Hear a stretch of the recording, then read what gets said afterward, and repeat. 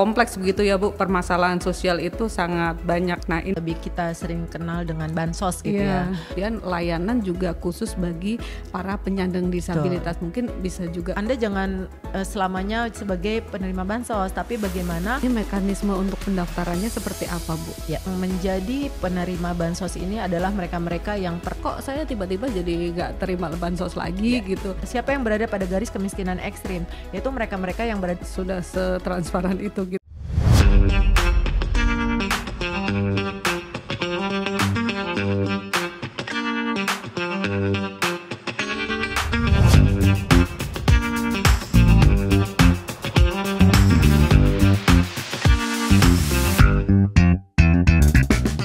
Assalamualaikum warahmatullahi wabarakatuh. Halo Sobat PPID, selamat datang di episode keempat podcast Oke Sip.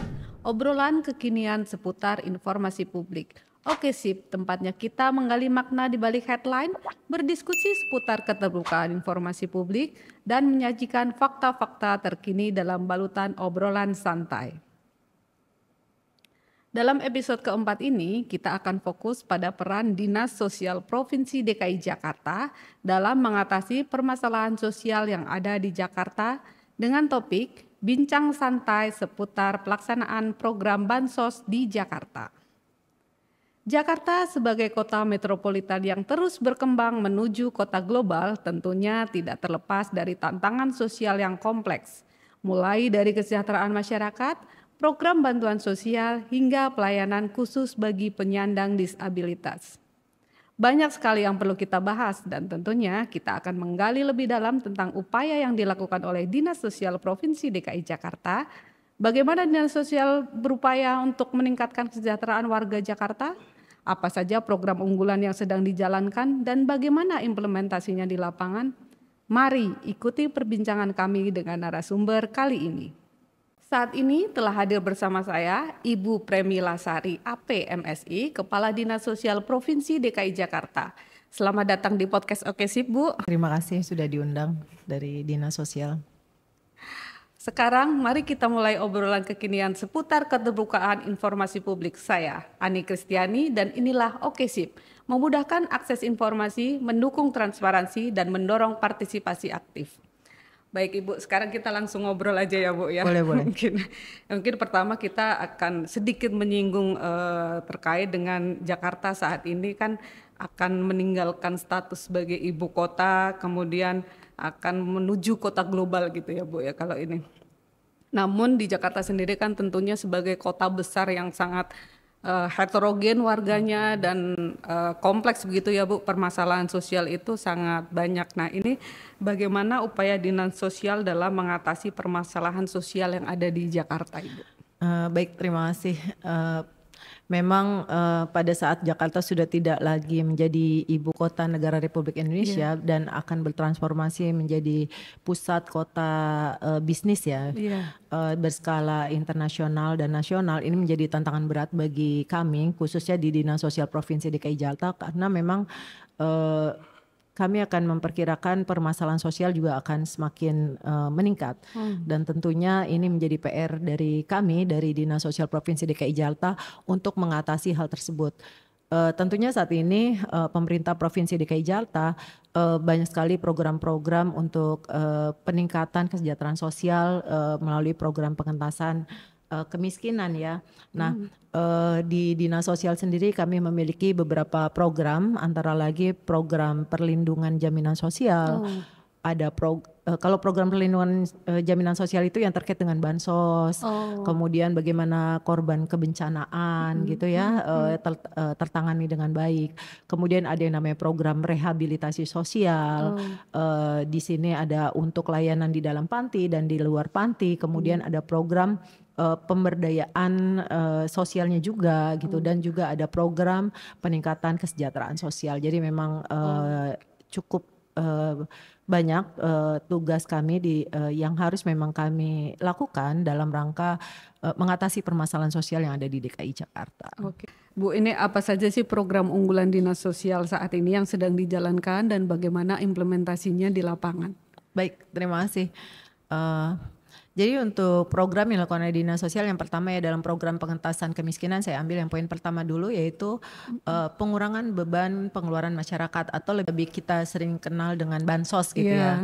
Saat ini pemerintah Provinsi DKI Jakarta itu memiliki anggaran yang cukup besar untuk mengurangi beban pengeluaran masyarakat. Bukan hanya Dinsos yang dialokasikan anggaran untuk hal tersebut, tetapi ada beberapa SKPD yang lain.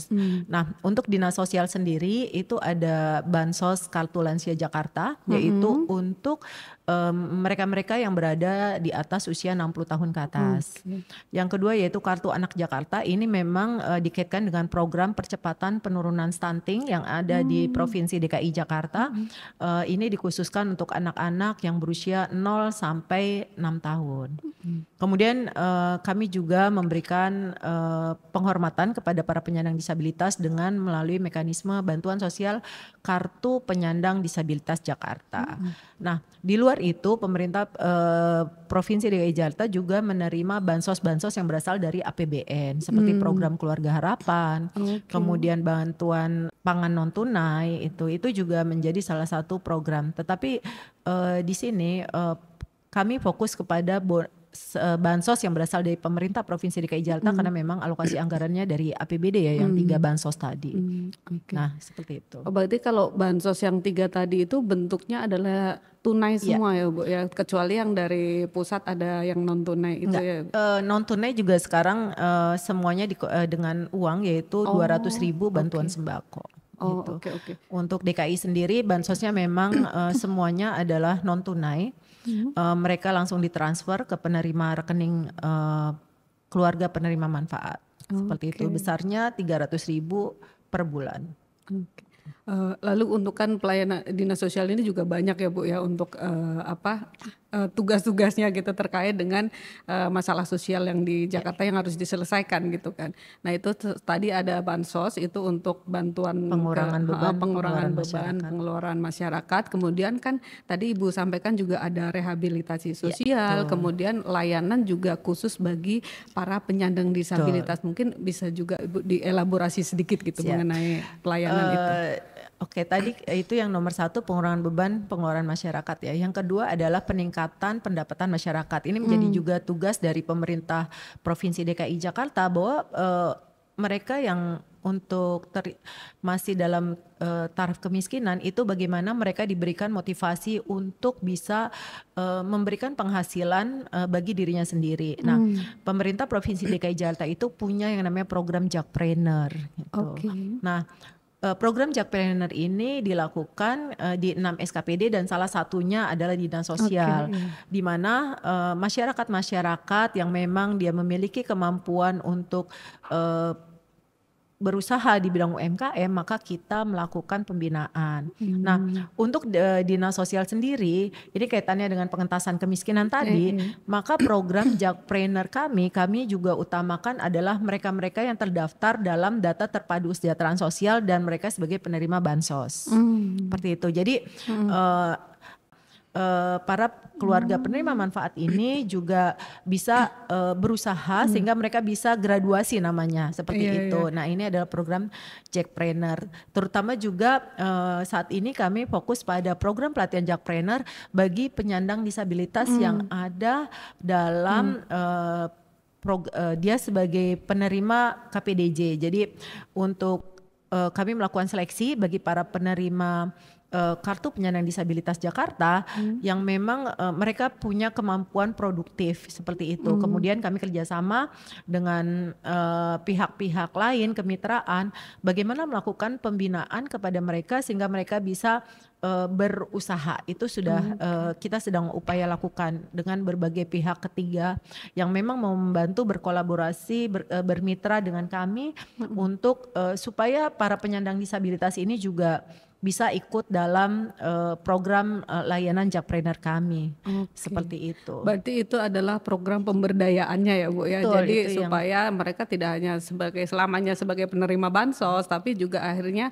bisa meningkatkan dan memiliki daya ya. hidup lah untuk Jadi mereka membiayai bisa membiayai hidupnya gitu. sendiri Iya, seperti itu. oke. Kalau untuk yang terkait dengan kan di Jakarta itu juga dari dulu ada masalah-masalah terkait dengan PMKS ya Bu, penyandang Iya. masalah kesejahteraan sosial ini. Nah, kalau untuk saat ini bagaimana Dinsos dalam penanganan PMKS di Jakarta? Nah, program pengentasan kemiskinan yang ketiga itu adalah pengurangan kantong-kantong kemiskinan.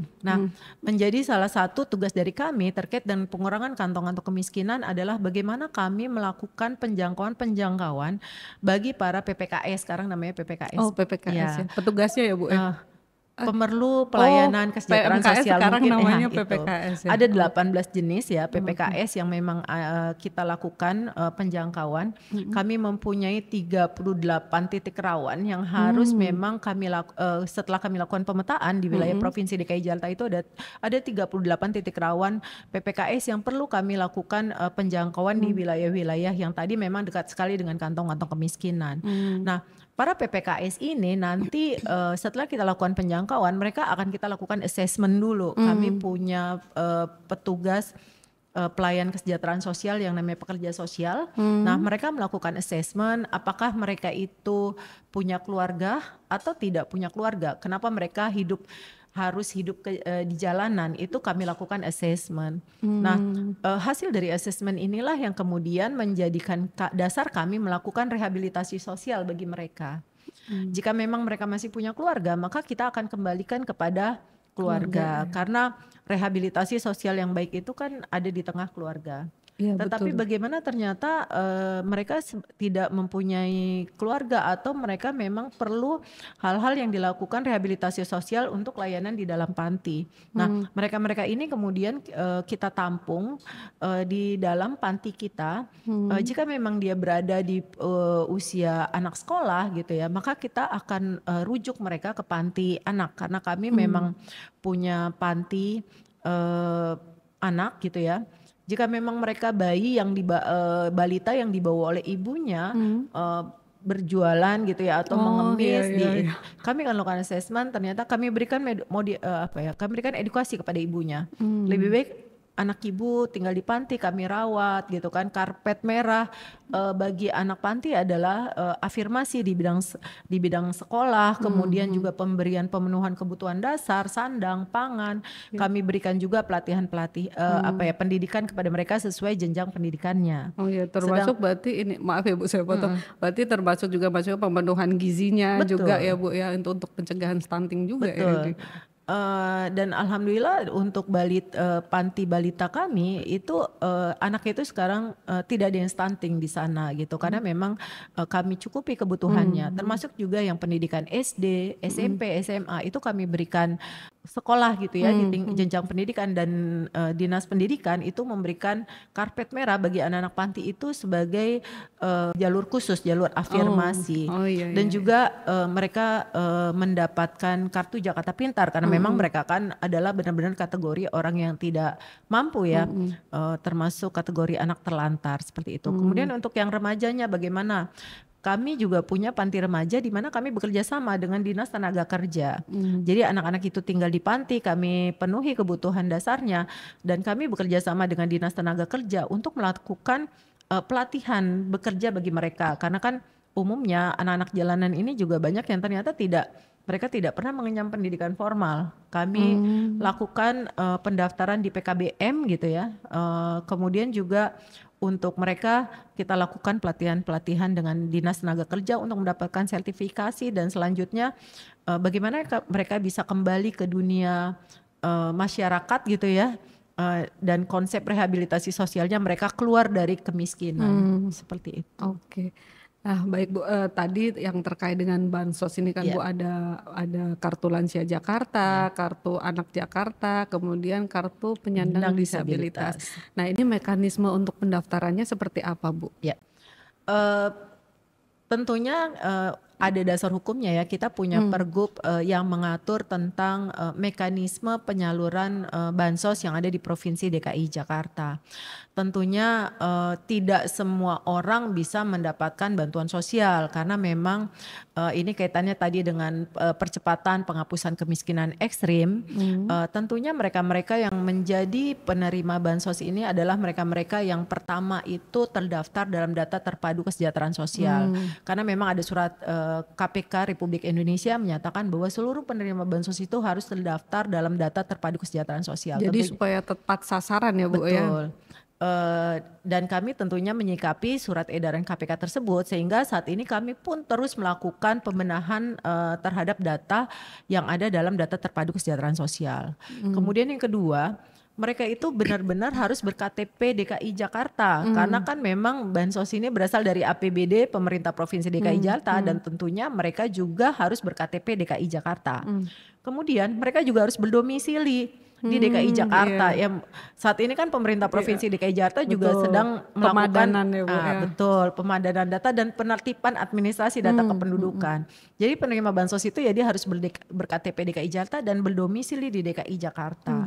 Kemudian harus memenuhi syarat-syarat kepatutan DTKS yang ada di kita punya namanya variabel khas daerah bahwa penerima bansos itu tidak boleh ada anggota keluarganya yang PNS gitu ya atau pegawai BUMN, TNI, Polri, kemudian mereka tidak boleh memiliki mobil, mereka tidak boleh minum air bermerek seperti itu dan juga yang terakhir yang penting nih, mereka tidak dinyatakan miskin oleh tetangganya. Jadi kalau ada orang yang mengaku saya ini orang miskin tapi tetangganya bilang, "Oh, mohon maaf, ibu itu tidak atau orang itu tidak miskin, dia punya ini dan itu kita buktikan dengan verifikasi ke lapangan jadi tidak mudah untuk mendapatkan nggak bisa ngaku-ngaku ya Bu. Betul, karena itu ada aturannya semua. Yang penting tepat sasaran karena kita saat ini sedang pentepatan data sasaran penerima bansos supaya benar-benar anggaran APBD yang dikeluarkan itu adalah kepada orang yang tepat sehingga mereka juga kita keluar dari penurunan kemiskinan ekstrim itu. Jadi tujuan utamanya adalah pengentasan yang pengentasan kemiskinan ekstrim itu ya. Nah, selama ini kalau terkait dengan layanan sosial kemudian bantuan sosial dan tadi pokoknya terkait dengan tugas dan perannya dinas sosial itu bagaimana dinas sosial dalam menyebarkan informasi dengan program-program ini kepada masyarakat, apakah juga memanfaatkan teknologi informasi yang sekarang ini sudah sangat berkembang ya Bu ya. Tentunya partner kami yang utama adalah Dinas Kominfo. Terima kasih banyak Bu. Karena pasti kalau ada penyebar luasan informasi yang pertama kami lakukan share ini adalah ke Diskominfotik dulu. Kemudian kami juga mempunyai kanal-kanal Twitter, Instagram, media kemudian sosial ya, Bu, ya? media sosial dan juga masyarakat juga yang memang dia belum memiliki kemampuan untuk mengakses media sosial, kami buka layanan pengaduan. Bisa datang juga ke Dinas Sosial Provinsi DKI Jakarta, kemudian juga bisa datang ke pendamping sosial yang ada di 267 kelurahan. Di setiap kelurahan ada betul, ya Bu ya? Dinas Sosial punya petugas di 267 kelurahan itu yang namanya petugas pendamping sosial. Silakan datang ke kantor kelurahan, mencari pendamsos, nanti di sana oleh pendamsos permasalahannya apa. Banyak sekali memang pengaduan masyarakat yang banyak mengadukan gitu ya. Ini bagaimana caranya kami untuk mendapatkan bansos? Kok bansos saya nggak terima ya? Ini ada apa kok saya masuk ke dalam DTKS tidak layak? Nah ini banyak sekali pertanyaan dan itu kami membuka ruang-ruang pelayanan. Selain itu juga kami punya website Siladu. Ya, siladu.jakarta.go.id ini adalah sebenarnya singkatan Sistem Layanan Pengaduan gitu. Jadi silakan masyarakat bisa mengakses di sana, bisa tinggal masukin NIK saja. Masyarakat bisa masukin NIK. Kemudian nanti akan keluar DTKS Anda masuk penetapan bulan apa. Anda menerima bansos itu sudah kami lakukan seperti itu. Oke. Nah, ini menyambung dengan DTKS nih Bu. Bagaimana pengelolaan data terpadu kesejahteraan sosial ini Bu? Ya. Tentunya DTKS ini kan memang penetapannya dari Kementerian Sosial ya. Nah, pemerintah Provinsi DKI Jakarta ini terus melakukan updating terhadap DTKS ini. Kenapa? Karena kan DTKS ini menjadi hal yang sangat penting karena dia sebagai salah satu syarat penerima bansos. Kami selalu melakukan koordinasi dengan pihak Kementerian Sosial. Di sana ada aplikasi namanya 6NG, di mana kami melakukan updating data terhadap 6NG ini untuk terus kita melakukan perbaikan terhadap data kualitas layanan data terpadu kesejahteraan sosial. Seperti misalnya di tahun ini kami melakukan penindaklanjutan data terpadu kesejahteraan sosial yang kemarin sudah disetujui juga oleh dari pihak Pusdatin Kemensos seperti itu ya. Kenapa kita buat DTKS tidak layak? Karena ternyata memang mereka sudah hasil penelitian ke lapangan, ternyata mereka juga hasil musyawarah kelurahan, mereka adalah orang-orang yang memang seharusnya tidak layak untuk mendapatkan bansos. Itu kita lakukan terus updating pemelihara terhadap data terpadu kesejahteraan sosial, biar kualitasnya semakin baik kan. Dan kalau kualitas data dari DTKS semakin baik, maka penempatan data sasarannya juga akan semakin lebih baik. Betul sekali Ibu. Berarti itu apakah ada semacam periode dalam pengupdatean data itu, misalnya apakah per 3 bulan atau bagaimana Ibu? Dari Kementerian Sosial membuka ruang setiap bulan. Setiap bulan ya malahan ya Bu. Jadi setiap bulan kita melakukan ada tanggal-tanggal tertentu kita melakukan updating gitu ya. Kemudian juga kita bisa melakukan pengusulan seperti itu. Tetapi memang mekanismenya kita harus juga melakukan pengesahan dari wali kota karena kan warga itu Pak Wali nih, Pak Wali Kota tanggung jawabnya. Jadi memang mekanismenya sesuai dengan tahapan kami lakukan setiap bulan gitu ya, pengusulan, termasuk juga pengusulan bansos APBN itu juga kita usulkan seperti itu. Jadi memang DTKS ini juga setiap bulan diupdate gitu. Jadi misalnya memang ternyata ada yang sudah misalnya berubah gitu ya Bu, sudah meningkat dan tidak layak lagi akan diusulkan untuk kita tidak layakkan. Oh iya, diusulkannya itu berarti sampai ke Kemensos itu ya Bu? Lewat aplikasi 6NG. Jadi setiap bulan itu kami melakukan usulan melalui aplikasi 6NG tersebut. Nanti oleh Kemensos diolah. Oke, jadi data dari pusat ke daerah itu udah sama semua begitu ya Bu, secara nasional. Secara nasional, karena memang kan pengusulan dilakukan oleh pemerintah daerah, tetapi penetapannya dilakukan oleh pemerintah pusat, yaitu Kementerian Sosial. Gitu. Dan kita juga punya akun di 5 wilayah kota untuk melakukan updating data melalui 6NG tadi. Oh, jadi masing-masing wilayah akan melakukan updating ya Bu ya. Karena kan tadi pengesahannya juga dari wali kota kan. Iya betul. Oke. Nah lalu ini kalau misalnya tadi ada yang ternyata dia jadi masuk ke dalam ketidaklayakan untuk menerima bantuan sosial lagi gitu ya Bu. Ini apakah ada mekanisme banding atau pengaduan dari masyarakat gitu kan kepada atau tidak puas gitu. Kok saya tiba-tiba jadi nggak terima bansos lagi gitu. Ini bagaimana Bu? Tentunya kami sebagai pelayan masyarakat ya tetap harus memberikan pelayanan publik yang baik kepada masyarakat gitu ya. Kami membuka forum sanggah. Oh, ada forum sanggah. Jadi kami membuka forum sanggah kepada masyarakat yang memang kok dulu kami dapat bansos sekarang nggak dapat bansos ya gitu kan. Mereka bisa mengajukan forum sanggah. Nah, umumnya yang terjadi ini adalah banyak sekali ternyata mereka tidak menyadari bahwa mereka ternyata punya kepemilikan mobil yang mungkin KTP-nya dipinjam untuk punya mobil gitu. Nah kan kami kan pada saat melakukan penelusuran untuk verifikasi penerima bansos, kami kan melakukan pertama pemadanan data dengan Dukcapil ya, dengan web service data kependudukan. Kemudian yang kedua kami melakukan pemadanan aset dengan Bapenda gitu kan. Apakah mereka punya NJOP di atas 1 miliar, apakah mereka memiliki kepemilikan mobil. Nah umumnya ini banyak nih yang ternyata saya dulu memang punya mobil tapi udah dijual, tapi ternyata belum terblokir seperti itu. Nah atau mungkin mereka merasa saya tinggalnya di sini kok saya nggak dapat, ternyata mereka tidak sesuai dengan domisili, sehingga pada saat kami lakukan verifikasi ke lapangan ternyata memang mereka tidak ditemukan. Tapi kami membuka forum sanggah untuk mengecek kembali benar nggak sih gitu. Jadi masyarakat jangan khawatir. Bagi masyarakat yang memang merasa tidak layakan, karena kami cukup banyak nih melakukan penidaklayakan Iya, gitu iya. ya, hampir 1 juta dan sudah kami input gitu ya dalam 6NG dan beberapa sudah disetujui. Nah, mereka bisa melakukan forum sangga. Kami tetap membuka forum sangga. Silakan saja, kami akan cek ke lapangan gitu ya. Karena kan memang sekali lagi data harus tepat sasaran. Oke, berarti forum sangga ini masyarakat bisa datang ke Bisa. dinas Tadi ada yang sosial gitu ya, Bu? bisa datang ke dinas sosial atau yang tadi 267 Oh iya, kelurahan. di kelurahan melalui Pendamsos itu ya, Iya. Bu ya.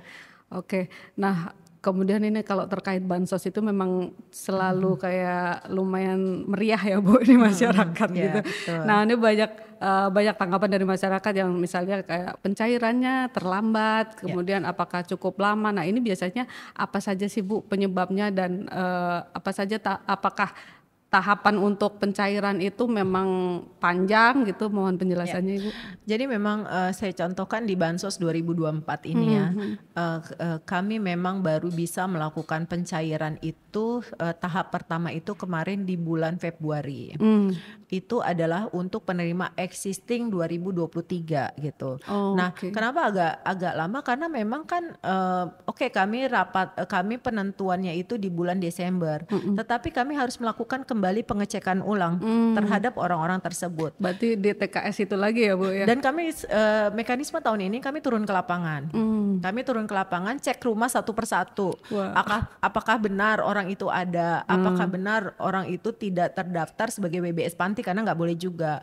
Apakah benar orang itu ada seperti di rumah tersebut?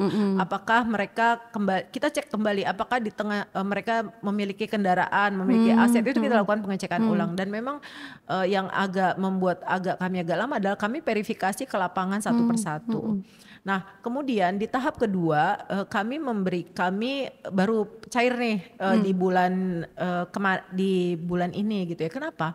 Karena kami harus melakukan verifikasi terhadap penerima baru yang berada pada desil 1 dan desil 4 data yang ada pada Reksosek. Karena kan memang program pengentasan kemiskinan ekstrim ini diutamakan adalah mereka-mereka yang berada pada garis kemiskinan ekstrim. Siapa yang berada pada garis kemiskinan ekstrim? Yaitu mereka-mereka yang berada pada desil 1 dan 4. Nah, itu kami lakukan cek lagi ke lapangan tuh. Nah, kami lakukan cek ke lapangan apa benar mereka benar-benar nih seperti Masuk ini gitu desil kan. itu ya, Bu, ya. Apakah benar masuk desil itu? Kami lakukan pengecekan dan memang kan jumlahnya cukup banyak. Tahun ini saja untuk total bansos kita ini untuk kartu lansia Jakarta aja hampir 144.908 orang. Itu semua harus kita cek turun ke lapangan seperti itu. Itu baru KLJ aja Itu ya, baru Bu, ya? kartu lansia Jakarta, belum kartu anak Jakarta ya, belum penyandang disabilitasnya. Iya. Nah, kemudian bagi para penerima baru, kita harus membuat yang namanya pembuatan rekening kolektif. Nah, pembuatan rekening kolektif ini ada kurang lebih 50 pertanyaan yang harus kami isi maksudnya si penerima baru ini gitu. Per orang ya, Bu? Per orang, dan itu kami harus lakukan pengecekan lagi terhadap 50 pertanyaan itu gitu. Kemudian setelah itu orang-orang ini akan diundang oleh Bank DKI.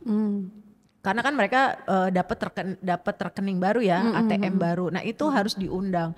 Proses pengundangannya kami harus datang ke rumah mereka, kembali menyerahkan undangan untuk mereka menerima undangan lagi dari Bank DKI. Jadi memang prosedurnya cukup lama, terutama khususnya yang tadi verifikasi ke lapangan. Karena kan memakan waktu memang ya, Bu ya. Kami kan tidak diperiksa, kami kan juga diperiksa ya oleh Badan Pemeriksa Keuangan, oleh BPKP gitu dan oleh inspektorat, dan kami harus bertanggung jawab terhadap alokasi anggaran yang kami keluarkan seperti itu. Betul, karena memang ya ini kan APBD ya, Bu. Kita bertanggung jawab untuk itu, ada auditor juga di sana. Jadi dalam pelaksanaannya itu memang harus benar-benar bisa akuntabel gitu ya, Bu ya.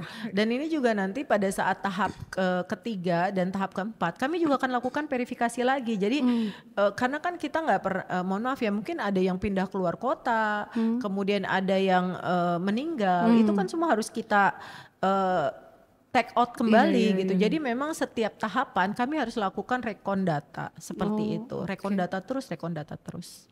Oke, berarti ya memang mekanismenya seperti itu. Jadi mungkin masyarakat perlu memahami ini bahwa Ya, tidak serta-merta mereka yang sudah terdaftar pasti akan langsung, karena akan selalu dilakukan updating begitu dan betul, verifikasi juga ke betul. lapangan. Nah, selanjutnya apa saja nih langkah konkret Dinas Sosial DKI Mhm. Jakarta untuk meningkatkan transparansi mulai dari pendaftaran hingga proses pendistribusian program-program bansos ini, Bu? Ya, tentunya transparansi menjadi salah satu hal yang sangat penting ya, karena tadi kan alokasi anggaran juga lewat APBD gitu Mhm, ya. Mulai dari pendaftaran kami semua melakukannya lewat aplikasi yang tadi 6NG, mmm, kemudian Kemensos, kemudian kami verifikasi ke lapangan, mhm, kemudian sebelum pencairan kami rekon data juga mhm, gitu, dan kami juga rekon data ini kami lakukan dengan pihak bank penyalur dalam hal ini Bank DKI, mhm, kemudian juga kami dimonitor dan dievaluasi juga oleh inspektorat seperti mmm, itu, dan juga setiap akhir tahun kami harus mempertanggungjawabkan dengan pemeriksaan oleh BPK. Jadi artinya memang anggaran-anggaran ini memang harus secara transparansi dan iya. akuntabilitas kami pertanggungjawabkan. Oke, Gitu. berarti memang dari proses mekanisme sampai dengan pertanggungjawabannya sudah setransparan itu gitu ya, Bu, ya? Iya. Dan Gitu. juga kalau masyarakat yang tadi kan mereka berkeberatan ya mereka silakan mempertanyakan kok saya dicoret ya Mmm, gitu. Pasti mhm. kami punya alasan kenapa Iya, dia iya. dikeluarkan atau di take out sebagai penerima Mhm. bansos seperti Dan itu. itu juga secara historicalnya ada semua gitu Ada, ya, semua Bu, ya. Jadi, tercatat dan terekod. ya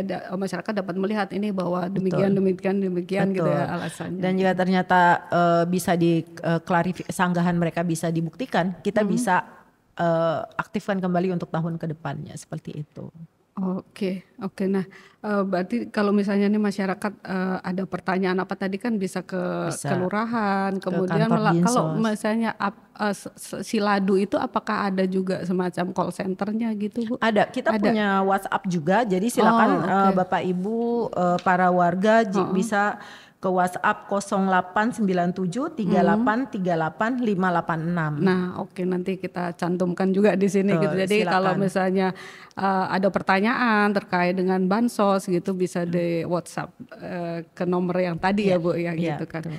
Nah, sepertinya kita sudah diskusi cukup panjang ini, Bu, untuk, menyampaikan apa saja yang dilakukan oleh Dinas Sosial Provinsi DKI Jakarta untuk terkait dengan, penyelesaian lah ya, permasalahan sosial yang ada di Jakarta. Ada lagi yang ingin ditambahkan, Ibu? Cukup Cukup? ya. Oke, baik, terima Silakan kasih. masyarakat Mhm, bisa menyampaikan keluhannya. Kami sangat terbuka dengan keluhan dari masyarakat khususnya terkait dengan bansos gitu ya. Silakan datang ke Dinas Sosial atau 267 kelurahan yang mhm, ada, temui petugas pendamping sosial, ya, atau kalau mau langsung dari rumah Bapak Ibu silakan ke siladu.jakarta.go.id atau WhatsApp ke nomor yang tadi akan di-share oleh Dinas Kominfo. oke, baik, terima kasih Ibu. Sobat PPID, itulah perbincangan kami. Kira-kira ke depannya kita perlu bahas topik apa lagi nih? Tulis di kolom komentar ya. Sampai jumpa di podcast Oke Sip selanjutnya, obrolan kekinian seputar informasi publik. Terima kasih untuk partisipasinya. Jangan lupa untuk terus mengikuti perkembangan terkini melalui sumber informasi resmi dan terpercaya. Publik harus tahu, sukses Jakarta untuk Indonesia.